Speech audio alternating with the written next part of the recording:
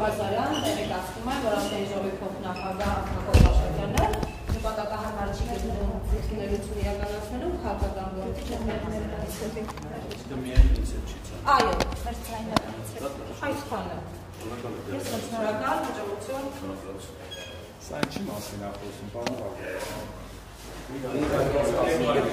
Մի րոպե սպասեք։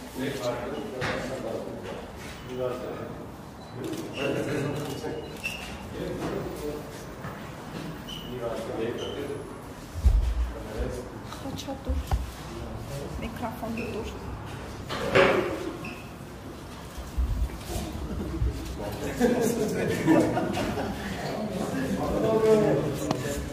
Ամբիոն չկա։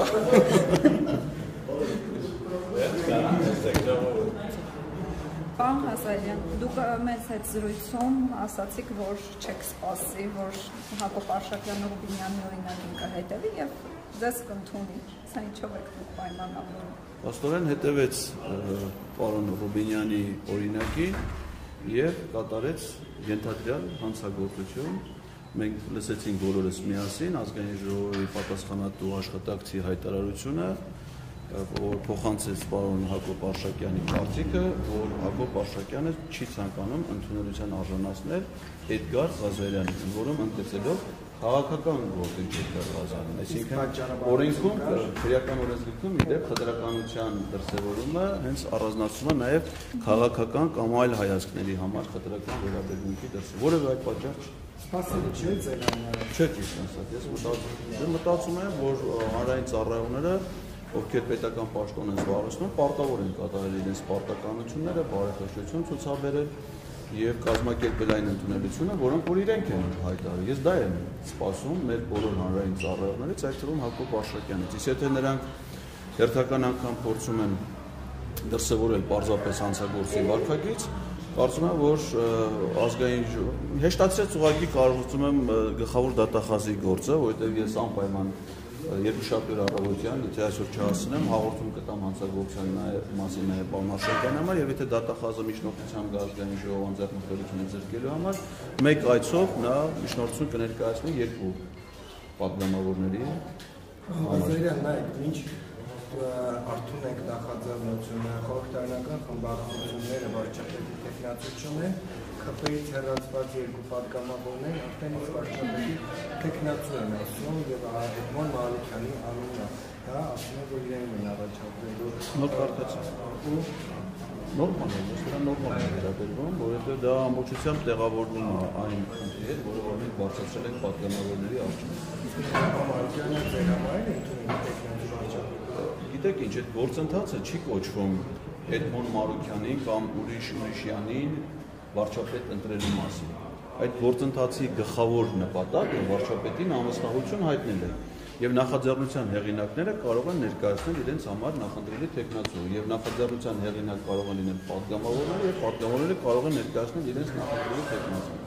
Էդմոն Մարուկյանը ոչ թե իմ նախընտրելի տեխնացուն է, այդ տվյալ դեպքում Հովիկ Ղազարյանի եւ Հակոբ Աշոտյանի։ Իմ կարծիքով պրոցեդուրալ իմաստով ինչ որ մենք ակնկալում ենք պատգամավորներից, դա նորմալ որոշում է։ Պարոն Ղազարյան, դուք շարունակելու եք այս քաղաքացիների ընդունելության շրջանակներում հանդիպել պատգամավորների հետ, թեկուզ եւ մերժեն ձեզ։ Անպայման, առանց բացառության, իմ մոտ գրաֆիկի կա, եթե ձեզ հետաքրքիր է, իհարկե ամեն օրից առաջ կտեղադրեմ, երկուշաբթի օրվանից մյուս հանձնաժողովներում հանդիպումները քաղաքացիների ընդունելությունը նախանշված է, ես բոլորին գրանցված եմ եւ շարունակելու եմ սահմանված օրը եւ ժամի ներկայանալ ազգային ժողով եւ հանդիպել բոլոր պատգամավորների հետ, ովքեր որ այդ հանդիպումը կանցկացնեն, առանց բացառության։ Ղազարյան, դուք որպես քաղաքացի եք այստեղ հանդիպել, թե որպես քաղաքական գործիչ եք, որտեղ ասում չի ուզում հանդիպել քաղաքական գործիչ Էդգար Ղազարյանը։ Գիտեք ինչ, այդ դասակարգումները չգիտեմ ինչով է պայմանավորված, դա քաղաքացիներ է, քաղաքական գործիչներ է քաղաքացի, դիվանագետներ է քաղաքացի, գիտնականներ է քաղաքացի, ասենք ես տարբեր կարգավիճակներ ունեմ, ես չգիտեմ պարոն Աշոտյանը ինչի առանձնացնում հատկապես դրանցից մեկը եւ պատգամավորները կարող են ընդունել նաեւ քաղաքական որոշ քաղաքացիների դա ասենց նման սահմանափակում, այսինքն ընդունելությունը որ հայտարարված չէ, գրած չի քաղաքացիների ընդունելություն բացառությամբ քաղաքական գործիչների կամ բացառությամբ հայերի։ Նա կարար ասել, ես ձեզ չեմ ընդունում, որովհետև դուք հայ եք։ Մենք ընդունում ենք միայն ենթադրենք ադրբեջանցիները։ Գիտեք, Նիկոլ Փաշինյանը հիմա ընդունել է ադրբեջանցու։ Այս բանը հանդիպում Ալբանիայում Նիկոլ Փաշինյանի եւ մի ադրբեջանի քաղաքական գործիչ քաղաքացու հետ։ Բայց ես հարցեր ունեի Հակոբ Աստանյանին, որը Հակոբ Արշակյանի ներեցեք եւ ուզում եմ ասել թե ինչ է ներկայացնում։ Պարոն Արշակյանը նույնպես ընդգրկված է Ալեն Սիմոնյանի որոշմամբ ստեղծված եւ իր կողմից ղեկավարվող Հայաստանի Հանրապետության եւ Արցախի Հանրապետության ազգային ժողովների միջխորհրդարանական համագործակցության հանձնաժողովի կազմում։ Ուզում եմ իմանալ նրա կարգավիճակը, ինչ գործունեություն են ծավալում այդ հանձնաժողովի շրջանակներում, երբ կլինի հաջորդ նիստը եւ ինչ օրակարգով։ Պարոն Հակոբ Արշակյանը ընդգրկված է եղել 2016 թվականի մայիսին քաղաքացիական պայմանագիր կուսակցության կամավորական ջոկատի կազմում, որը ըստ իր կենսագրական տեղեկությունների մարտական հերթապահություն է իրականացրել Արցախի Հանրապետության Մարտակերտի շրջանում, եւ ես ուզում եմ իմանալ, պարոն Արշակյանը հիմա ըստ իր հիմիկվա քաղաքական հայտարարությունների նա ռազմական հանցագործ է, թե պետական դավաճան, ռազմական հանցագործ ադրբեջանական մեկնաբանությունների տեսանկյունից, թե պետական դավաճան մեր օրենսդրության տեսանկյունից, եթե նա դեռ 91 թվականից իր մարտական հերթապահության վայրը, որտեղ ինքը զենք է կրել, համարում է Ադրբեջանի Հանրապետության տարածք։ Դա է ուզում հասկանալ իր կարգավիճակը, թե որ երկրի հանդեպ է իրականացրել հանցագործություն, իմ ընկալումներում ինքը գոնե այդ պահին եղել է ազնիվ եւ նվիրյալ քաղաքացի Հայաստանի Հանրապետությանը եւ ծառայությունները մատուցել մեր պետությանը եւ ժողովրդին։ Ուզում եմ իր ընկալումները պատկերացնեմ եւ բնականաբար նաեւ ինձ հետ ունեի կառավարության գործունեության ծրագիրը, դրա մի քանի հիմնարար դրույթներ, հատկապես այն դրույթները, որոնք կառավարությունը գերակա է համարել իր ծրագրում, հասկանալ դրա կատարման ընթացքը եւ պարոն Արշակյանի ցուցաբերած որոշումը, բայց չցանկացավ հանդիպել։ Գիտեք, ես չեմ կարծում, որ այս կարգի խուսափումները այս խնդրի լուծումն են։ Տպավորություն է, որ սրանով իրենք գեներացնում են այն հանրային մեծ շարժումը, որը մենք էլ ենք նախատեսում, որ պետք է իրականացվի, այսինքն եթե ինձ մենակ չի հաջողվում հանդիպել պարոն Արշակյանի հետ, միգուցե դա պետք է անել ավելի մեծ խմբով, ասենք մի 100-150, 200,000 մարդով։ Այդ դեպքում կարծում եմ պարոն Արշակյանի համար ավելի դժվար է։ Կարծում եմ, որ դրա անհրաժեշտությունը օրորի հասուն է եւ բոլոր այն քաղաքացիները, ովքեր կուզեին այսօր լսել,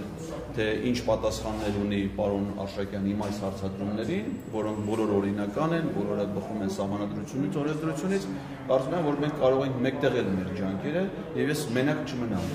հանրությանը հետաքրող այս հարցերի պատասխանը ստանալու հարցում։ Պարոն Ղազարյան, իսկ վերջին շրջանում որ քպականներ, օրինակ նաև Հակոբ Արշակյանը այդ տղայով է խոսում, չգիտեմ, փողոցային վարկագիծ են դրսևորում, փողոցային վարկա գծին բնորոշ բառապաշարով են խոսում,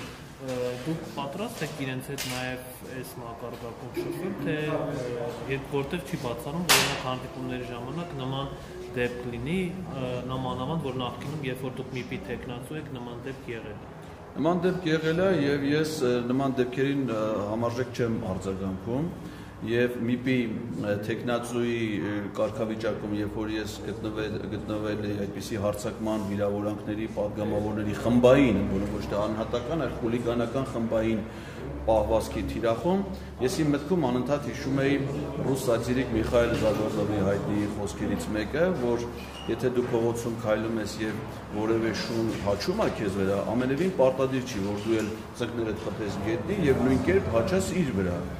Այսինքն կարող ես նաև այլ կերպ վերաբերմունք ցուցաբերել եւ սա իհարկե փոխաբերական իմաստով է գործած է Միխայել Զադորնովը, բայց նման իրավիճակների համար ուղղակի առիթ է հիշելու եւ զսպվածություն ցուցաբերելու եւ ամենևին պարտադիր չի, եթե որևէ մեկը քեզ հայոյում է, դու դա ընդունես որպես վիրավորանք, որովհետեւ ամեն հայոյանք չի, չէ, որ դու ընդունում ես որպես վիրավորանք, կախված դրանից թե ով է ասում, ինչ հանգամանքներում է ասում, այսինքն դա համարում ես քեզ ոչ վերաբերելի եւ թողնում ես անարձագանք։ Ես ամենայն դեպս ՄԻՊ տեխնատորի կարգավիճակում այդպիսի ընկալում եմ ունեցել եւ այդպիսի վարկագիծ են դրսևորել։ Հուսով եմ, որ նրանք չեն կրկնի այդ խուլիգանական վարկագիծը, գոնե իմ հետ հարաբերություն ունենան։ Շնորհակալություն։